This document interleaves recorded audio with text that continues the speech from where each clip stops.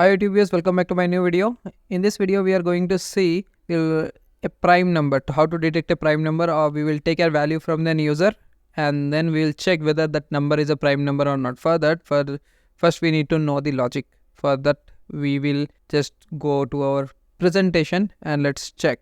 Okay, so the thing is here, first value should be the prime value. First definition is like something, it should be greater than 1 and it should be positive numbers. So that's the first rule. Second rule is the number which is entered should not be divisible by 2. If the remainder is 0, then you will find like it is not valid. It's not a prime number. So how many times we need to check? If the number is 20, for example, we'll check up to 10. Why 10? Why not 11, 12? Why? Because 11 and 12, in fact, they will not be divisible. Anyway, you will get some remainder, right? So for that reason, we will not check more than the half of the number. The less than that number, yes, we will definitely check that whether it is divisible by that number or not. If it is divisible, then we will consider it as not a prime number. So this is the basic logic which we will follow.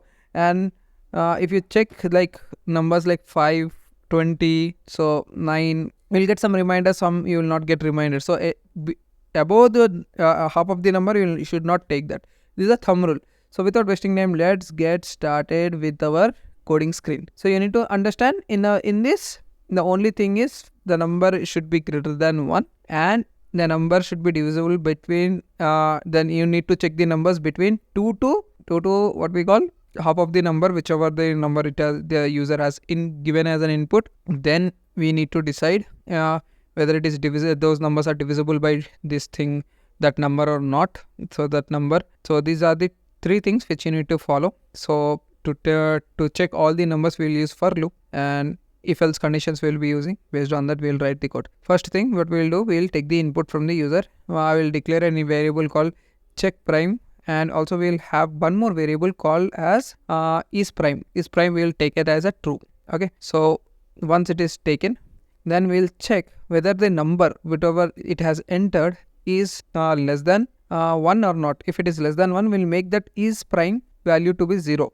That means it is that is not true. If it is not true, then we will write some condition and we will print the values. And we'll use for loop. We'll initialize the I value as 2, as we need between 2 values we need to check, right?